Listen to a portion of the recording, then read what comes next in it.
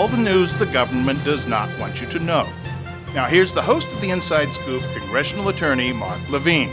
Good evening, America. Welcome to the Inside Scoop, the only political show in metropolitan Washington, D.C. that is live and allows you to participate. So we encourage you to call in and let your voice be heard. Or if you want, you can comment on the screen, on the internet. We will get your comments. Just go to radioinsidescoop.com. Some of you like to write in rather than call in. That's perfectly fine. We'll read your comments on the air.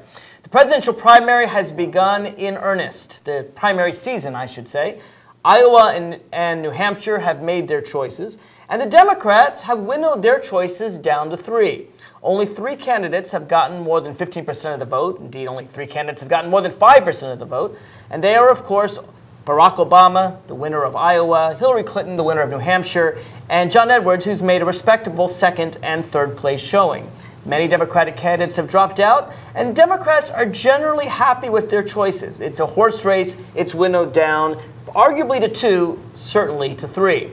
The next Democratic choice will be the Nevada caucuses a week from Saturday. And you won't want to miss next week's Inside Scoop, this same time, 6:30 on Channel 10 or on the internet at radioinsidescoop.com. We're going to go over the Nevada caucuses as well as debate this Tuesday in Las Vegas on the Democratic candidates. You won't want to miss that. Tonight, however, we're going to focus on the Republicans. Their primary and caucus schedule is even more compressed than the Democrats. This Tuesday in Michigan, the Republicans and Independents will choose their candidate, and then this Saturday in South Carolina, the Republicans will vote again. The Republicans just had a debate last week in Spartanburg, South Carolina, and there are 6 primary presidential candidates, 6 candidates who have gotten at least 10% of the vote in one primary caucus. Interestingly, only 2 of them have gotten more than 10% in both Iowa and New Hampshire. That's Mike Huckabee and Mitt Romney. And Mike Huckabee only got 13% in New Hampshire. Arguably, Mitt Romney is the only Republican candidate to have shown national appeal in New Hampshire, Iowa, and Wyoming, and yet almost no one talks about him as the front runner. So who's left in this race? Well, there are 6 candidates, and to handicap them and discuss the differences among them and why it is perhaps that Republicans are less happy with their choices than Democrats, we'll see if he agrees, is Buzz Hawley. He is a former congressional staffer like myself for a high-ranking Republican in Congress. Buzz, welcome to the Inside Scoop. It's always good to be here, Mark. Thanks for having me. Let me start with my premise and let me know if you agree or disagree. I would argue the Democrats are fairly happy with our choices. We have minor differences among Obama, Clinton, and Edwards, but we're pretty happy with any of them. We'll be excited to see any of them. I would argue your party is less happy with your primary 6 choices. You agree? I'm not sure if it's being happy or not. I think one of the things in the Republican field, it's like you said in the introduction, is we have 6 very qualified people running for president. They come from different backgrounds. They have different styles, different beliefs on the issues. It's the first time since 1952 we haven't had a president or vice president running for re-election or election. So I think that throws it into a bit of a conundrum when it comes to the candidates. Personally, I kind of like the process. I think it's good we have 6 candidates instead of 3. I think it opens it up for people. More people are participating in the process. More states are involved.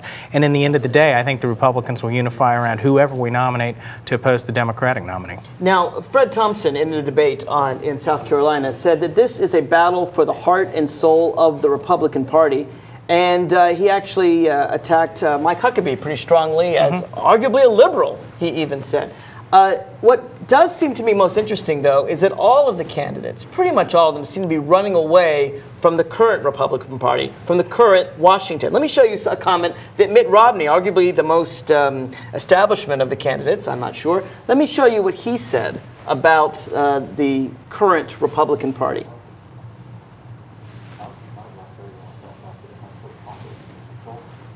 Look, the only way we're going to win the White House is by appealing to the coalition that brought together the great strength that Ronald Reagan brought to America.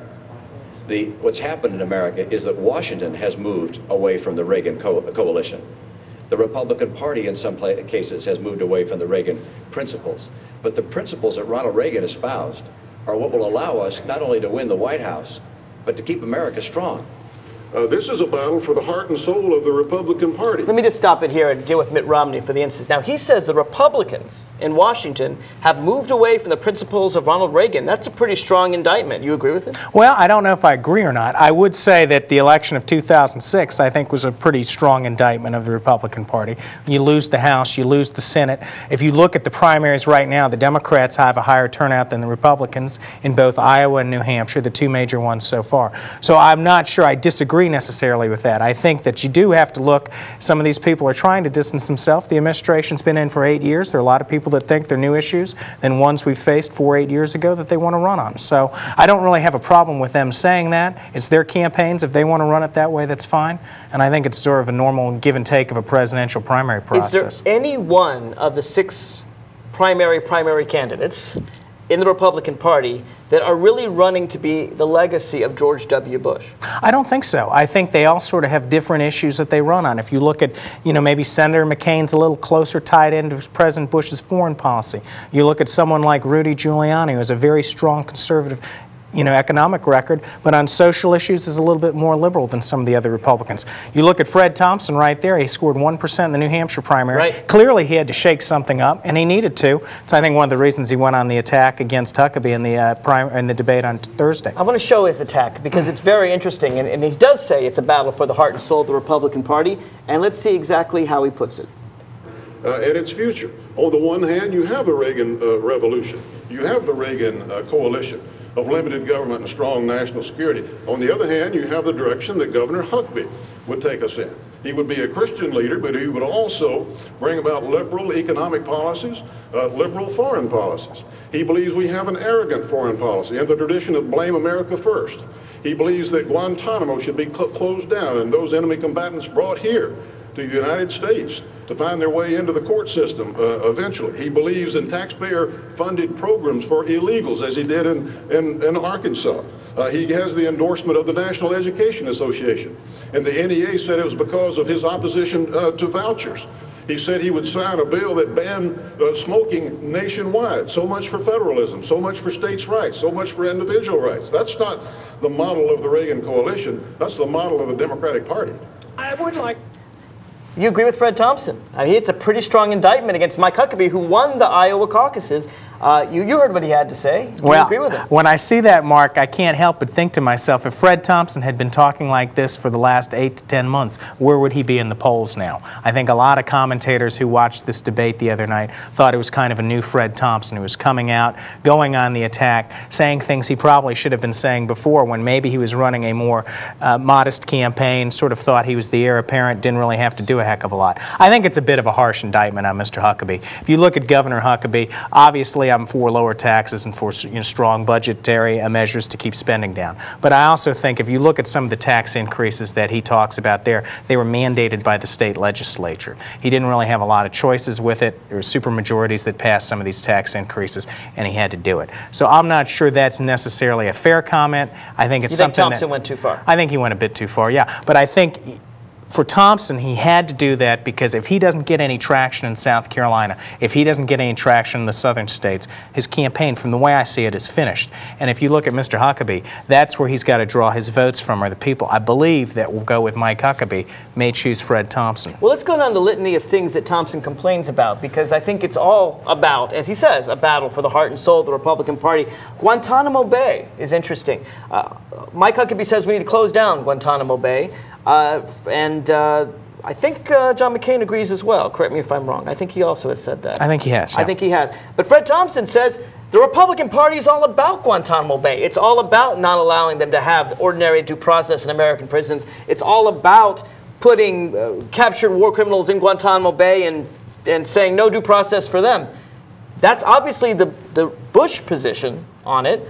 Which is your position? Which is the proper Republican position? Well, I look at that a bit differently. I think the way he says Guantanamo, he's basically more talking about the war on terror. How is that going to be pursued?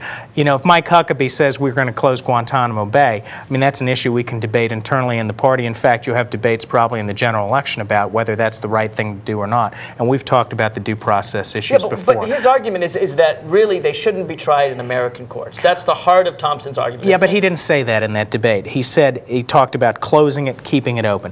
I think that if you look at it, it's more of a code word for how are we going to pursue this war against terrorists. Obviously, Thompson wants to differentiate himself from Huckabee, sort of have a stronger line on it. You take the Guantanamo issue, I think that's what he's talking about there. Should we? Should we allow people who are captured abroad, even American citizens captured in the United States, people like Jose Padilla, should they have the right to a trial, to due process, to innocent until proven guilty? Or should they go to Guantanamo Bay for 5 years, 6 years on end without an attorney and just suffer because we think they're terrorists? And that seems to be what Thompson's saying. I'm not sure that's what he's saying. I think it gets back to some of the issues that we talked about earlier with due process rights with respect to citizens versus non-citizens, with respect to people who are American citizens who have constitutional rights as guaranteed by the Constitution, and non-citizens. You get back to that sound clip you just played, which is a brief sound clip. It talks more about issues that Thompson has issues with on Huckabee's conservatism, where he stands within the party, the Reagan coalition, things of that nature. Let me ask you the question. Should people we capture on the battlefield have due process? I think if they're non-citizens, it's not guaranteed in the Constitution, so it's an issue that's open. Okay, and do you think, as Fred Thompson does, that this is part of the battle of the heart and soul of the Republican Party, that a true Republican, a true conservative says, sorry, no due process? I have no problem with Republicans taking a strong line, people that killed over 3,000 people in New York. I have no problem with it at all. I think it's a winning issue.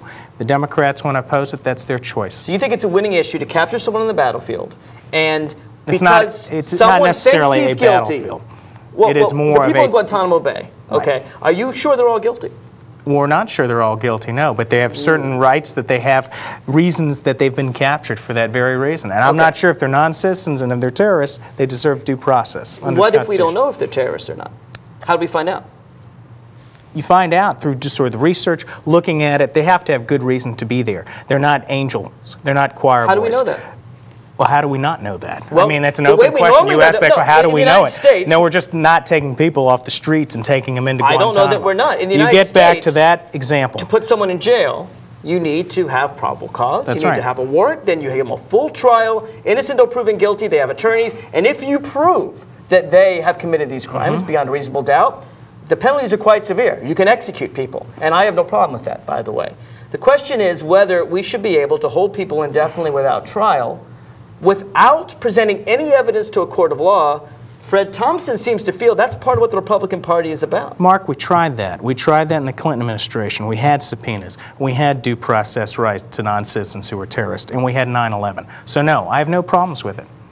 And you just have to hope that they're non-citizens for the right reason, and if they're not, oh well. So you torture a few people, and that's life. That's not what we're saying. The people we're capturing are terrorists. They're known terrorists. How do you They're know? Suspected of terrorism. They've By been whom? involved in terrorist acts. How do we know that? They are non-citizens. And That they are they are. enemy They're not combatants. citizens. That's right. Although, again, and they are enemy combatants as well. To be fair, Jose Padilla got due process. Yes, you know that. yes, but he was Jose a citizen. Padilla, and he was a terrorist. He was a member of Al-Qaeda. President George Bush wanted to deny Jose Padilla any due process, and it's only because he was overturned by the United States Supreme Court that he got due process. It was Bush's position that anyone on earth, citizen or non-citizen, can be held indefinitely without trial and without a lawyer.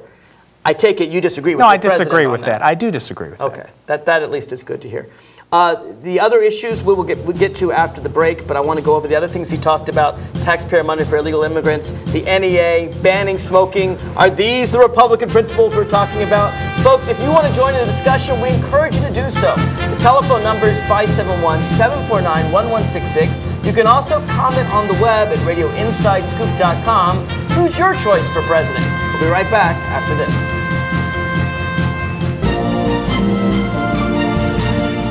This is Mommy's bed. Me and Jenny were jumping on it.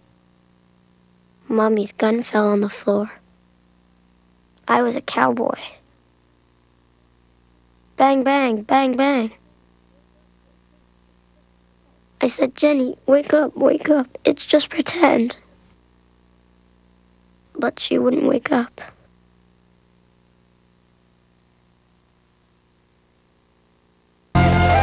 If you give me a fish. If you give someone a fish, you feed them for a day. Teach someone to fish. You feed them for a lifetime. Give me a fish. and you'll feed me for a day. Teach me to fish, and you'll feed me for a lifetime. Through Volunteers of America, you can help change lives in your community.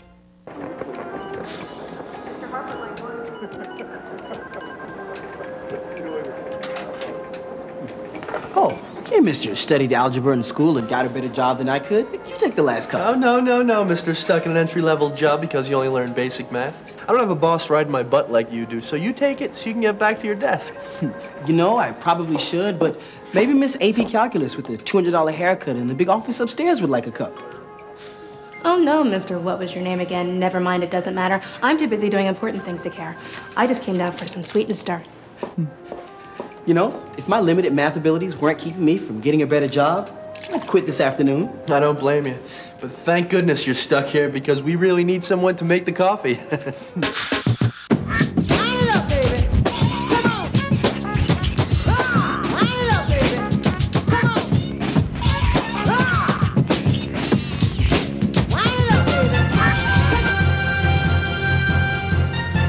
We're back to the Inside Scoop. Call in live and let your voice be heard. Here again, your host, Mark Levine. Welcome back to the Inside Scoop. My guest today is Buzz Hawley. He's a former legislative aide to a high-ranking Republican in Congress. And we're talking about the Republican candidates for president, going over some of the debates they've had. Now, Buzz, prior to the break, we had Fred Thompson really laying it into Mike Huckabee. We talked about the Guantanamo Bay. He also said Mike Huckabee allowed taxpayer money to go to illegal immigrants. Who was right on that? Thompson or Huckabee? Well, I don't know the specifics of the Arkansas policy that Thompson was referring to there. I think if you look at the illegal immigration issue, you have obviously a split in the party between people like Rudy Giuliani, John McCain, Fred Thompson perhaps on the other side, Mitt Romney obviously on the other side. I think to a certain extent the issue's been demagogued. I think it's kind of peaked. And I think when you look at some of the things, you look at the results in New Hampshire, for instance, with Senator McCain doing very well there, despite him sponsoring with Senator Kennedy the immigration bill that went down in the Congress. I personally think that issue's kind of hit its peak and it's on its way down, probably as it should be.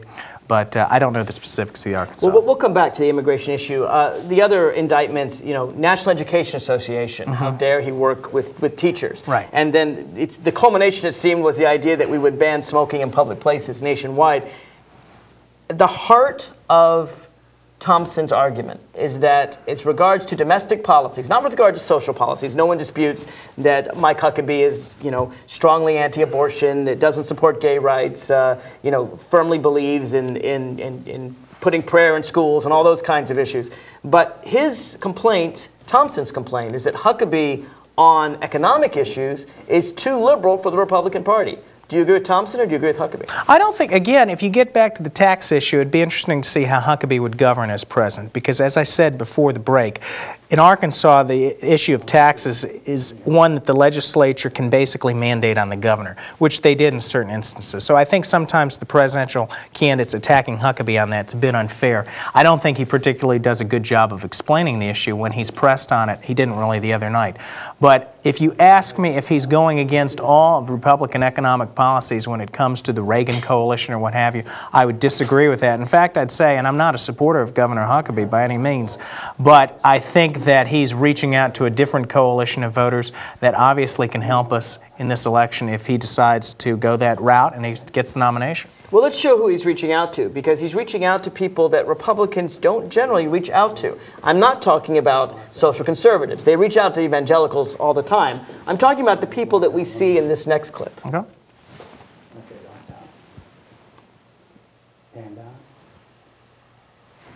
But we need to make sure that we communicate that our party is just as interested in helping the people who are single moms, who are working 2 jobs, and still just barely paying the rent as we are the people at the top of the economy.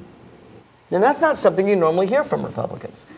Is Huckabee right in that respect, or is this, say, a real deviation from Republican principles? No, I agree with him, and I think that Republicans need to do a better job of reaching out to people like that. I think that's a perfectly fine statement he made there. If you look at his record as governor, he did things to bring people that normally weren't within the Republican coalition, within the coalition, and I think that it doesn't go against the Reagan philosophy or conservative philosophy, conservative fiscal policy, conservative tax policy, conservative budget policy to say the things that he did there.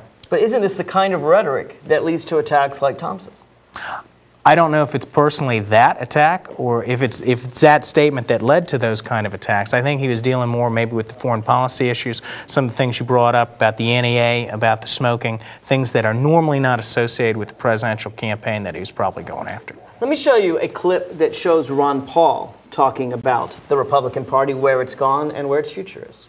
I would like to address the subject about whether or not we've lost our way and whether there's a coalition building or whether it's gone. I think it's gone. I don't think we're fiscal conservatives anymore. Look at what we've done over these last 10 years. We finally got control of the government and we became big government people. Our deficit's out of control, and we no longer are opposed to new entitlements. We are entitlement people. And then we turn around and we talk about liberty, and we've undermined the Fourth Amendment and personal liberty and personal privacy. In the year 2000, we won the election by condemning the Democrats for nation building and policing the world.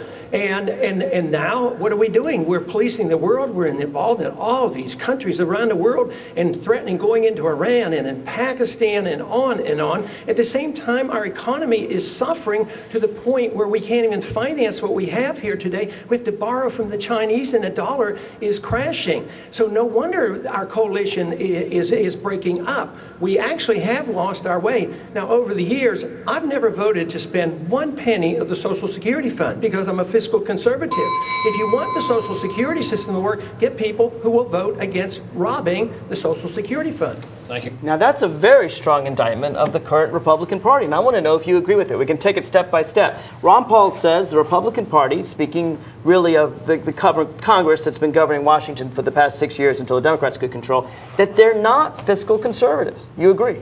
It's probably one of the reasons they got voted out. I think if you look at it from Ron Paul's perspective, here's a guy that ran for president of the United States as a libertarian. He's known as Dr. No in the Congress. He votes against basically every spending bill that comes through the Congress. He probably disagrees with many of the departments that we have in operation.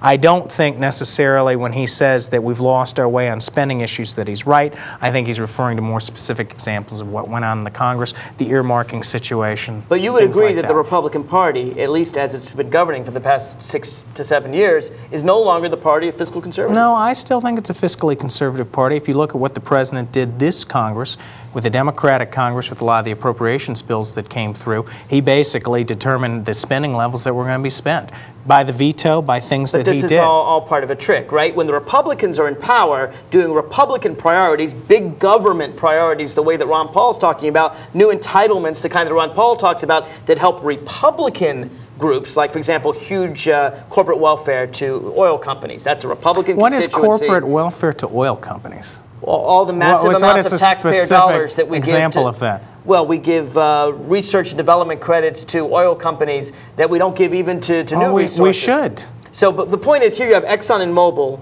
the richest corporations on earth, and we're funneling huge taxpayer subsidies to these companies. Now, that's a Republican priority. I understand that, but it's also part of big government conservatism. I don't think it's big government conservatism at all. I think that it's an example of our party being proactive on energy issues. And you talk about oil. Where were we in the 80s and 90s when the oil companies were losing billions of dollars? We weren't going to bail them out then.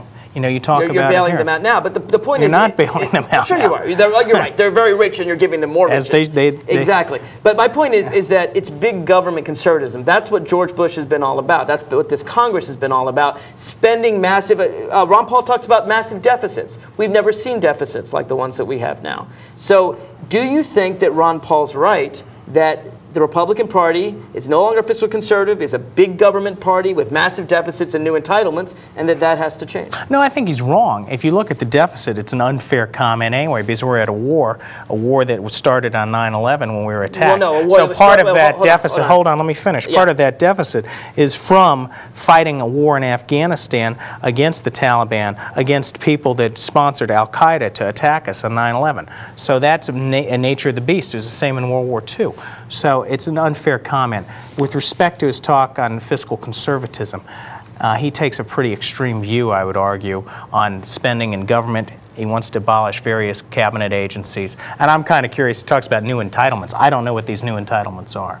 Well, I think he he would talk about the. I mean, Social Security is an entitlement. Yes, I'm for drug it. bill probably is what he's referring to there. The new Republican prescription drug bill, which we needed to do. Okay, but I'm not disagreeing that there needed to be something for seniors. What I'm saying is that your party has become the party of big government, the party of big spending. That's what Ron Paul's complaining about. Iraq, unlike Afghanistan, Iraq was a war of choice, and most of the money we're spending on the war comes to the Iraq budget, not the Afghanistan budget. I think, though, if you look at Ron Paul's statements, quite extreme. We are still the party of fiscal conservatism. We're still the party of smart budgeting. We're still the party of low taxes. And I think that if you look at his statement there, it's kind of an extreme statement. He also says we're getting away from the Fourth Amendment, which protects against unreasonable searches and seizures. You agree with him there or not? I don't agree with him there. I think that gets back to the Patriot Act. He opposed the Patriot Act. I think, there are issues within the Patriot Act that we all can have discussions about. But at the end of the day, I think it's, again, a strong statement, one that would not be of a surprise from Ron Paul to say that. But why is it that Ron Paul is the only candidate for president on the Republican side that brings up the Constitution? He's the only one that says, hey, there are limitations. We have the Fourth Amendment. The Democrats raise these limitations. Didn't the Republican Party used to be the party of the Constitution? Why is Ron Paul now your only candidate? He keeps saying you have to hold to civil liberties. I don't know. I think there are a lot of candidates out there that are for civil liberties. I think that's an extreme statement. Ron Paul just takes it a step further. And being a slightly libertarian myself, I'm not going to argue with that necessarily. He also says that George Bush ran on 2000 that we're against nation building. We're doing nation building now. He talks about the fact that we're borrowing from China, the dollar is weak, that the Republicans kept voting to spend from the Social Security surplus. And Ron Paul has an interesting kind of core. It's only about 10%, but it's a very strong and vocal 10%. It is. Do these criticisms make sense in your view? I think Ron your Paul, party is no longer the fiscal conservative No, I think party. Ron Paul adds a very unique element to the Republican coalition. I'm happy he's a Republican. I'm happy he's with us. I do think on some of these issues he's a bit extreme with respect to some of the things that he says. What in particular is he most extreme I think about? saying the Fourth Amendment, that we're violating that. I think when he talks about his nation building, President Bush has been strong with his foreign policy. I think foreign policy is the most important issue in this election. I think that an isolationist foreign policy, similar to the one Mr. Paul talks about, is the wrong thing to do. Isn't that what George Bush ran on in 2000? I don't think so, no. He said we won't do nation building. What did he mean?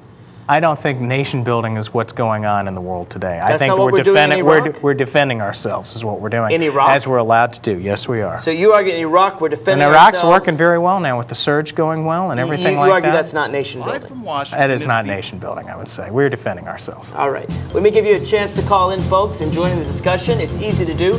Pick up the phone and dial 571-749-1166, or you can comment on the blog at radioinsidescoop.com.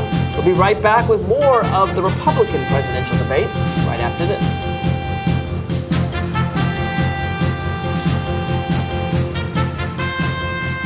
Some people in Fairfax County don't know what public access means. Some think it's just another channel on the dial. But it's much more than that. It's the voice of the people. People like you. Your neighbors. Your friends. Or your family. People who want to share ideas. Opinions. Cultures. Lifestyles. Art. Sports. Music. Events. Entertainment. History. Science. Beliefs. People who want to learn about television. Producing. Directing. Cameras. Audio. Lighting. Editing. Or radio. Talk. Music. Whatever you think people should hear. Public access is the place where everyone has a voice. And it's the place where that voice gets heard. A place where you can create your own form of personal expression. So what do you want to say? Whatever it is. You can say it here. Because we're public access. For the people. By the people. It is about balancing our choices between the gray of the concrete jungle and the stunning beauty of the real one, between a stoic facade of granite and the fury of the canyon. It's why there's EarthShare, the simple way to find balance. EarthShare is the workplace giving program bringing the leading environmental groups under one umbrella.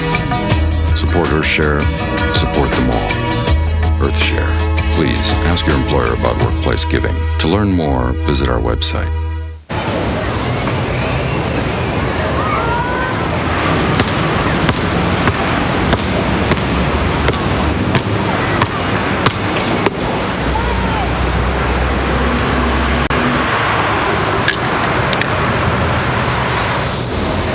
Thousands of kids in this country have everything it takes to go to college, except the money. The United Negro College Fund. A mind is a terrible thing to waste.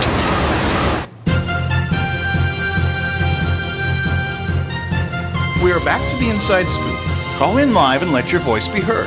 Here again, your host, Mark Levine. Welcome back to the Inside Scoop. The Republican presidential primary in Michigan is this Tuesday, and in South Carolina this Saturday. It is a wide open race, and we're going over the various candidates and their criticisms of each other, and really what it says about the direction of the Republican Party. With my guest today, his name is Buzz Hawley. He is an ex-congressional staffer for a high-ranking Republican in Congress.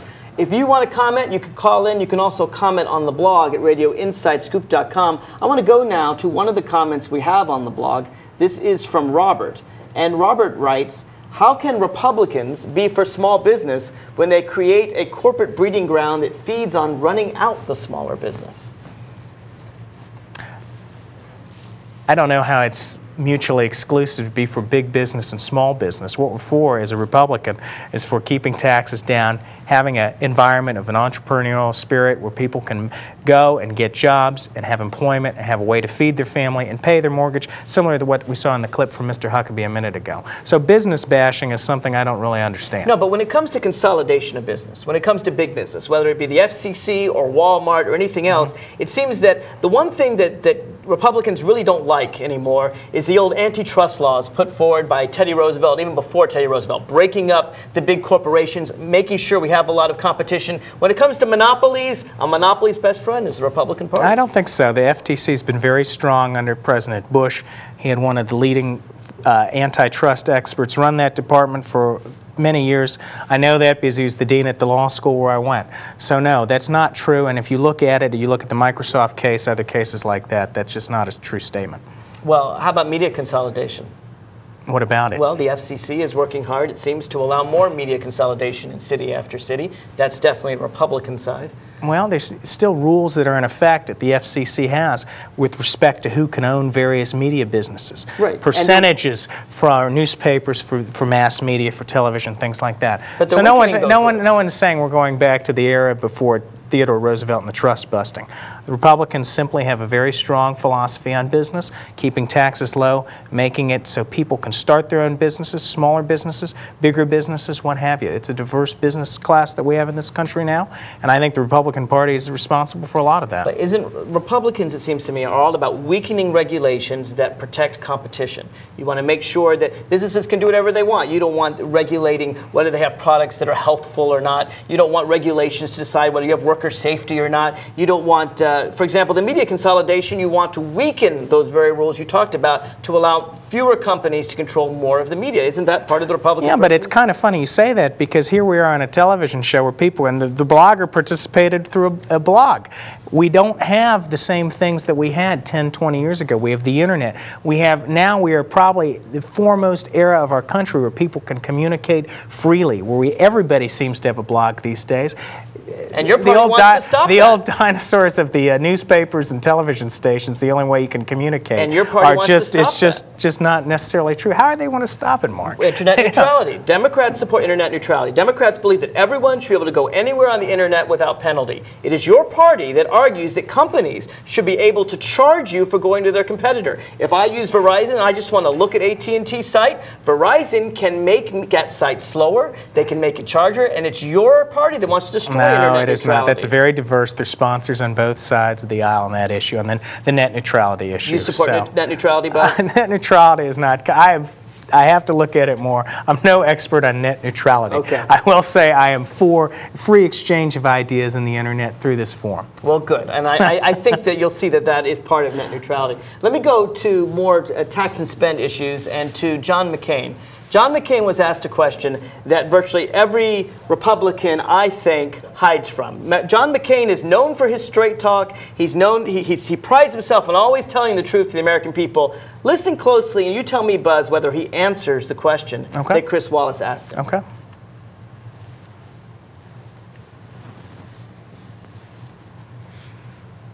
Senator McCain is a deficit hawk. I just want to ask you for a 30-second rebuttal on that. Do you believe that tax cuts pay for themselves, or do you believe that they add to the deficit? I think they stimulate the economy. I think that one of the first things we have to do that I forgot to mention is make these tax cuts permanent, because we got to give some certainty to families and businesses all over America that these tax cuts will not expire and then give them the effect of a tax increase. So I believe they stimulate the economy. But Chris, you've got to cut spending. I'm proud to have been a member of the Reagan Revolution, a foot soldier, and we cut taxes, but Ronald Reagan knew we had to cut spending at the same time. And that was our great failure as a party, is we cut taxes and then we let spending get out of control, and frankly, it cost us a great deal. If we had adopted the tax cut package that I had, which entailed spending cuts, then we would be talking about more tax cuts today. Okay, let me break this apart. First of all, the question that Chris Wallace asked him, it's the ultimate question of the Laffer curve, one that I can tell you as someone with an economics degree that no one believes occurs at these tax levels. He says very simply, do tax cuts pay for themselves or they add to the deficit? First of all, I'm going to ask you, before I ask you what John McCain's response is, are you telling this audience that if we cut taxes, the government will bring in more revenue? You don't say that, do you? I am not an economist like you, so I don't have an economics degree. I do think that if you look at tax cuts, keeping taxes low, it's something I generally support. I generally think that the person knows better how to spend their money than the government, and it's their money, they should generally be allowed to do it within reason, of course. And you can make that argument, and that's a separate argument. But no one wants to address the question that Chris Wallace raised John McCain, which is when you cut taxes, yes, of course you increase the deficit. Less money comes in the government. It's a basic fact that John McCain, Mr. Straight Talker, just like you, he didn't want to address either. He said, well, tax cuts stimulate the economy. Fine, but that wasn't the question he was asked. Yeah, but what John McCain said, though, is that tax cuts do stimulate the economy. Tax cuts also have to be aligned with responsible spending, responsible budgeting, which I totally agree with. And we'll get to that. And he's absolutely right. And we'll get to that. Too. But isn't it interesting that he wouldn't address Chris Wallace's question? Do tax cuts raise the deficit? Of course tax cuts raise the deficit. If he were a straight talker, that's what he would say. Of course tax cuts raise the deficit, but I still support them and I want to cut spending. He didn't answer that question, did he? There's conflicting opinions on that. We don't really know the answer to that question. I do think tax cuts do stimulate the economy. I do think they're good for the overall health of the American economy, as long as they're tied into spending conditions similar to what Senator McCain talks about here. I don't think there are any conflicting opinions on this, just like I don't think there are any conflicting opinions on global warming or evolution. I think you can find one or two people who've been paid for by the industry who will say virtually anything, but I don't think any economist can show any time in the last 30 years where we've cut taxes and more revenues coming into the government, any more than if I cut payments to me or my salary to someone else, they make more money. It just doesn't work that way. Why is it that John McCain, who's Mr. Straight Talker, can't give an honest, direct answer to Chris Wallace and say, no, of course they don't. They don't increase revenue, but yes, I want to cut spending and everything else. No, I think it's an overly broad question. I think Senator McCain preferred to focus on the things that he wanted to talk about with respect to tax and spending issues. I don't have a problem with it. I think most Republicans agree with him. Not a very straight talker, is he? I think he's a very straight talker. Yes, I like Senator McCain. He didn't answer that question. He's also a war hero and a patriot. But he won't answer the question there. And let me suggest to you the reason he won't answer the question is because Republicans give out tax cuts like candy. Okay, and like candy, voters want tax cuts. They'd love them. They don't want to know that it's actually harmful. They don't want to know that it leads to, as Ron Paul, who's the real straight talker in this race, pointed out, it leads to China owning large percentages of our economy. Saudi Arabia we owe a huge amount of debt to Saudi Arabia. They don't want to talk about that. They want to pretend it's all good, it's all peaceful, and so they don't want to mention that, hey, it leads to these massive deficits. Why not just tell the American people the truth? They don't lead to massive deficits. They're an instrument the government uses, as you well know, to help stimulate the economy, to help bring money back to the people who have earned it. And I think Senator McCain, here in this answer you've just played, they're not harmful at all. They're responsible things to do as long as they are tied into spending measures similar to what Senator McCain's talking about here. But they're not tied into spending measures. What John McCain just said is the Republican Party cut the taxes and didn't cut the spending. And I would venture to say Ronald Reagan did the exact same thing in the 1980s. Your party says, we want tax cuts, and we pretend to want cuts in spending, but we really, really don't. Your party has never cut spending. Oh, we've cut spending. You look at the Republican Congress that came in '94. There were a lot of cuts Under with Bill spending. Clinton. There were a lot of responsible spending cuts. Who raised taxes? But you look at what Senator McCain's saying here, and he's right. You look at the spending of the Republican Congress the last 4 to 6 years, and it had gone up. And the voters reacted to that by electing Democratic Congress. What Senator McCain here says is that you tie tax cuts in with responsible spending measures. It's good for the economy. It's good for the American worker. It's good for us in the global economy. I think what it all is a farce on the American voter. What Republicans claim to say to the American voter, what John McCain says, we want to cut your taxes and we want to cut spending too, because they know you have to cut both to avoid increasing the deficit. Then they get into power and they cut taxes and they don't cut spending, leading to massive, massive deficits that lead, China and Saudi Arabia to own us. What cuts do you think should be made? I want you to name cuts that would be the same size as the Bush tax cuts. Well, I'm not going to sit here and make certain cuts that I would Name make some. or What not areas? make without looking. No, at a holistic budget. That's an irresponsible thing to do. I think I get back to what Senator McCain says. There are a lot of things we can do in the country, as a Congress, for example, to look at spending. Not just piecemeal. You have to really look at this earmark situation. You've got the baby boom generation coming along. You have to restructure Social Security. The Democrats have been very timid on that with Congress in their control. You'd cut and it'll be Social interesting. Security. No, I wouldn't. I didn't say that at all. You need to look at it because that's where all the spending's going. Social Security and Medicare. You can put your head in the sand and try to cater to senior voters like you've done as a party and not address the issue. You and I won't have retirement, at least from the Social Security system. Well, we will as long as it's paid for. And No, it's we paid won't, for but it won't. when you don't have these massive deficits. But it won't What's be paid for. Well, but here's the point. Your party, you said you won't specify. Will you? It sounds to me like what you're saying is Republicans will cut Social Security and Medicare. No, is that what you're saying? no, I'm not saying that at all. And that's What just will a they cut false then? argument. What I'm saying is that you have to address the situation holistically. You just can't look at the spending on discretionary spending, which is the non-entitlement spending for our folks in the audience, non-Social Security, non-Medicare. You have to look at everything together and figure out a coordinated effort to do it. The Republicans didn't do it when they controlled Congress. The Democrats are not doing it now. It's going to take a financial catastrophe, Mark, as you probably know, until this gets addressed. When Bill Clinton was president, we had a massive surplus. So the Democrats did do the job. I think They didn't do anything on Social Security, though. They had the They Congress didn't need for to. 2 years. Because it was paid for. It's It in was the in out years, surplus. it's not, and we know that. We know It the was in baby boomers surplus are graduating. during You Clinton's get back years. to what Senator McCain's saying, and I agree with him, is you have to link this all together. You just can't take it piecemeal. We've done that for too long. Let me be blunt. I think the Republicans think the Americans are stupid. I'm I think stunned. John McCain is putting one over on the American people. Here's what Republicans say.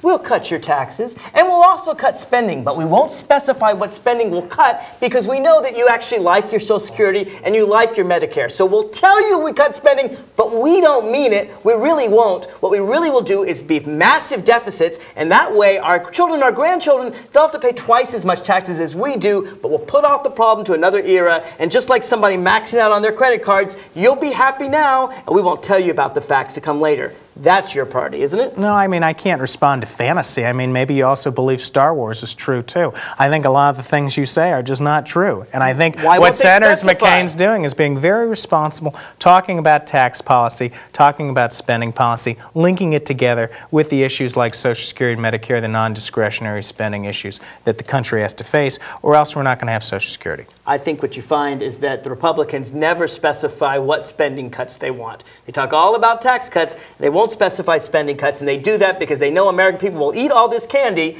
and by the time the debt comes, and by the time we have to have China own all our property, this party will be out of power. That's for the future generations.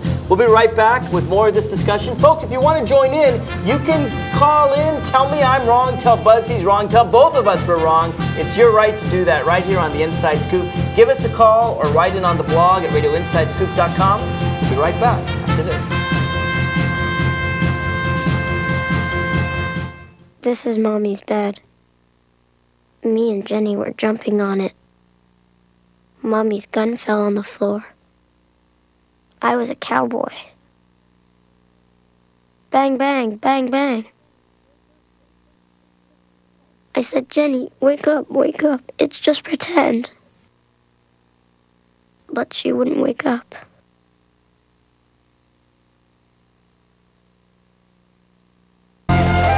If you give me a fish, If you give someone a fish, You feed them for a day. Teach someone to fish. You feed them for a lifetime. Give me a fish, and you'll feed me for a day. Teach me to fish, and you'll feed me for a lifetime. Through Volunteers of America, you can help change lives in your community.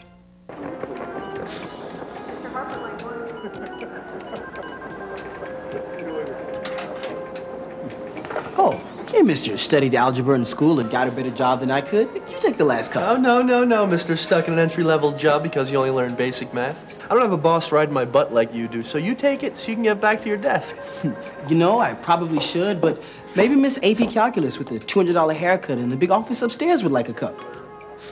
Oh no, Mr. What was your name again? Never mind, it doesn't matter. I'm too busy doing important things to care. I just came down for some sweet and start. You know, if my limited math abilities weren't keeping me from getting a better job, I'd quit this afternoon. I don't blame you. But thank goodness you're stuck here because we really need someone to make the coffee.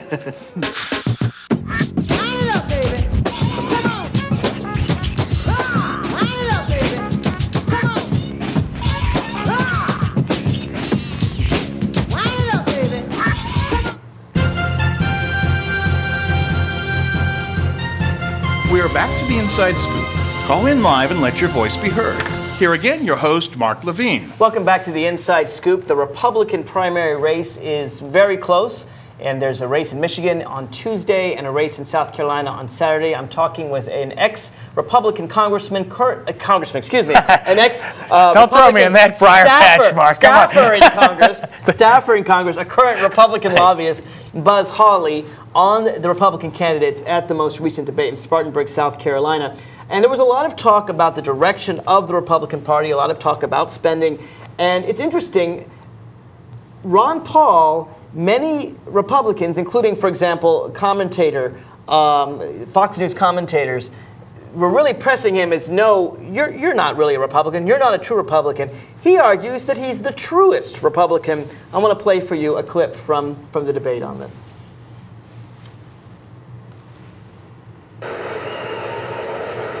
Congressman Paul, yet another question about electability.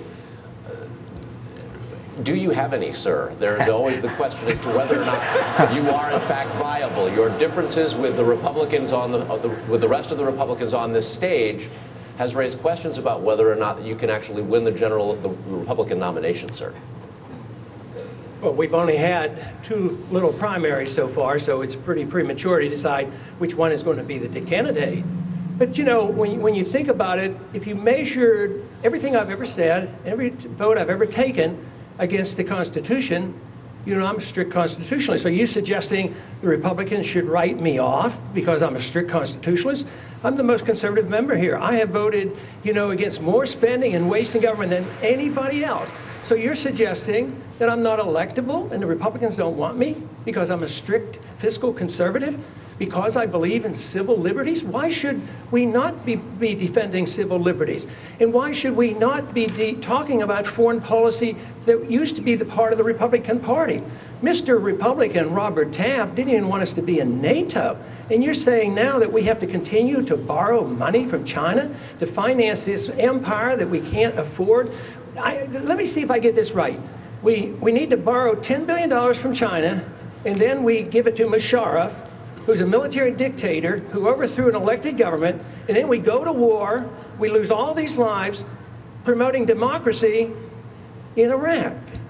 I mean, what's going on here? And you're saying that this isn't appealing to Republicans? Where did this come about? I think this is a Republican message. I defend the platform. It used to say we got rid of the Department of Education. It doesn't say that. Now, we as Republicans went and doubled the size of the Department of Education.